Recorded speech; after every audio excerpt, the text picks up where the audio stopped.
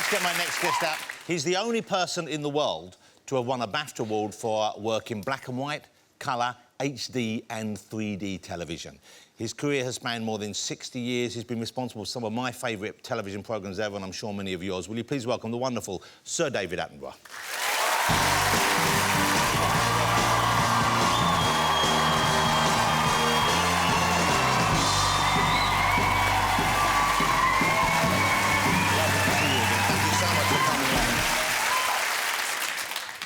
Well, I hope you know, Sir David, it's always a real thrill for me when you agree to come on the show. It genuinely is. It's unbelievable. You've been broadcasting, making shows for 62 years. That's right. Do you still enjoy it as much? How different is the process today as opposed to when you started out? Oh, it's unrecognisable. I mean, you know, this is recorded, isn't it? Yeah. But when in 1952 we didn't know how to record it. We hadn't got the equipment. You didn't know how to press that button? No, we didn't have the button. And so everything was live. And if things went wrong, we put up a camera which said, you know, we're afraid we've got a mistake here, we'll start again. Or you'll show a picture of a kitten playing with a ball of wool. You know, I'm going to start doing that. I think that sounds pretty good. Was it more dangerous then? Was it a new frontier? It was a very sort of kind of... I wouldn't say it was amateur's half hour, but, I mean, it was very much more relaxed. I mean, I remember going and saying, look, I've got this idea. I could go to West Africa. And they said, oh, really? And I said, yes, it'd be terrific. And they said, what would you do? I said, oh, show a few animals, that sort of thing. OK, they said, when will you be off? And I said, well, you know, September. And when will you be back? Oh, Christmas, I think. Fine, off you go. Was that Zoo Quest you're talking about here? Yeah. OK, so Zoo Quest was a show, and you weren't the main presenter initially, is that correct? No, I was a producer, and still am, really. And the only reason I appeared was that the man from the London Zoo who was going to do the presenting got very ill, and because it was a live show, I mean, if it happened now, well, you would do something, you wouldn't put the show on. But then, I mean, he got ill the week before he was due to appear. And it was in the Radio Times said, well, you're the only other bloke around, you'll have to appear. So I left the control gallery and came down and did the show. That's incredible. So the career of perhaps, you know, one of the most respected and longest-standing broadcasters we had started by accident because someone got ill. Well, it was somebody else's accident, it's true. You had quite a lot of exotic pets over the years, I know. Yeah. I mean, because we bought all these animals back for the London Zoo. And sometimes there were things that the London Zoo didn't particularly want, and so I stayed with me. Right, so what did you have? What pets do you think back on most fondly? We had a gibbon, we had a cockatoo, we had hanging parrots, we had chameleons, stick insects, lungfish, lots of stuff. You had bush babies as well. Bush babies. I've seen a photograph. I think these are your bush babies. That's my bush baby. Yeah, that was born in my back room. Yeah, and that's its little baby it's holding. See, and they used to think that bush babies were difficult to breed, but they were bred with us. We had about 14 babies. Wow. Yeah. And what happened to the 14 bush babies? Well, some of them stayed with us, and others went to friends, and others went to zoos. We wouldn't recommend people keeping pets like that. Not allowed to. Were they nice to have in the house, though? Were they fun pets to have around? The thing about bush babies is that in order to feel at home, they want to get the right kind of atmosphere. And in order to get the right kind of atmosphere, they have to pee on their hands. See? And then they go all over the curtains and the furniture. See? And after about 3 weeks of that, they feel at home. I had an uncle who was like that. It was very... Was that your home or his? It was any home he went into. All of this is in this fabulous book, and I cannot recommend this highly enough, ladies and gentlemen. It's out now. David Attenborough, Life on Air. This is a revised and updated version. What an incredible career, and what great stories in there. And what a remarkable memory you must have to have this much detail. I kept journals on most of the trips. So you could look back on that and go... Yeah. OK. Let me ask you about one of the characters you talk about in here who you brought onto your television show quite early on. There was a rat catcher. Yes. That you invited on. Now, this was an actual profession back then, of course. Yes. There aren't really rat catchers anymore. We have... Aren't there? Well, we there have are. But they go out and they don't catch them so much as just finish them off, I think. This he caught them. And my job as a producer was to find someone who had a good story to tell. And it was a live broadcast. And they said, look, don't rehearse him. Just bring him on, these people with natural stories, you know. We were trying to get him while he was still, you know, not nervous at all. And he came on the set without having done any rehearsal.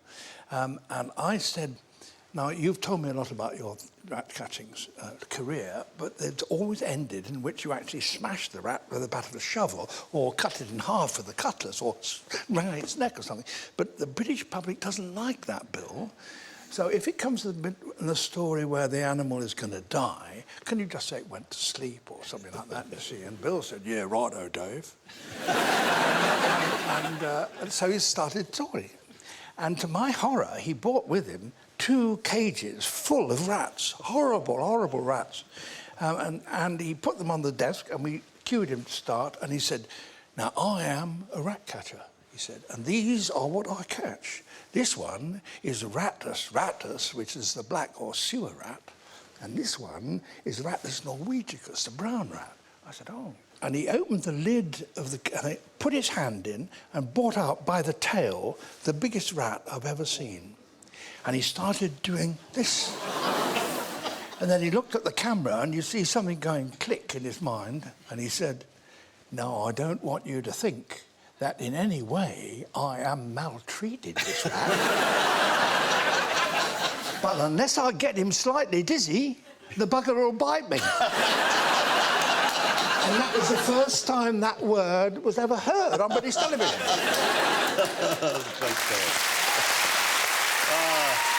Great characters, though. I'm amazed at your output. I mean, you really are still working about as fully as you could, I imagine. And yet you still find the energy and you've still got the appetite to... You've got the opportunity, you want to take it, you know? But you're still as engaged with the subject as ever you were. Oh, it's fun. I mean, the natural world is just fun.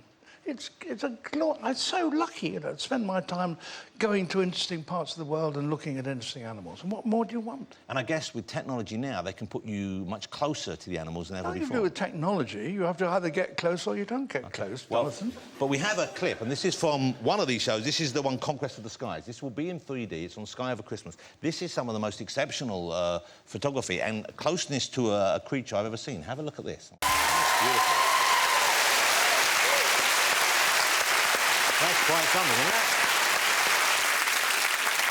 What stands out from you know, the 60-odd years in television? What are the standout points for you as a naturist, as someone who's out there in the wild? A naturist? Is that not the word thing? Well, is that like a nudist? I'm sorry, is that... I'm not going to go into what stands out if I'm a naturist. I kind of... Well, you know... My experience is quite the reverse. That's a 3D TV show we don't want to see, isn't it? That's... As a naturalist. Yeah. Yeah. What? Yeah. So what are the high points for you? What are the fondest memories you have? Oh, lots and lots and lots. Standing alongside in a boat alongside a blue whale, or watching birds of paradise display, or diving on a coral reef for the first time. Just an incredible experience, I imagine, for you to have. Can I ask you a question, a different thing? This is a question for another area of your life, of course. I think everyone was saddened, everyone who'd ever met him, but everyone was saddened by the death of your brother, Sir Richard Attenborough, who I was lucky enough to meet on many occasions. What are your memories of him? What are your fondest memories of your brother? Well, the thing about my dear brother was that he's known for directing these films, Shadowlands and the war films and Cry Freedom and Gandhi and so on. They're all very serious films. But he was a great comic. I mean, he was such fun to be with. I mean, he had such a sense of humour, and we just spent hours and hours laughing with one another. I mean, because we used to see one another fairly regularly. I mean, I saw his films, he saw my programmes, and we used to meet. We lived very close to one another. And it was such a joy being with him and laughing with him. He was he touched so many people with his work, and that was... Yes, I mean, he had those two talents. I think perhaps the most extraordinary film he made, the most remarkable film he made, was Oh, What a Lovely War, which was almost surreal, as you remember. I mean, it wasn't a realistic film, not like Gandhi or the rest of it. And it was full of high-jinks, and yet it was about this profoundly serious subject. And there was not a dry eye in the house at the end of that show. I mean, and it was a very, very imaginative and remarkable film. Incredible achievement. It's so lovely having you on the show. I'm going to ask you to stick around, if you will. But for now, ladies and gentlemen, will you join me in saying thank you to Sir David Attenborough?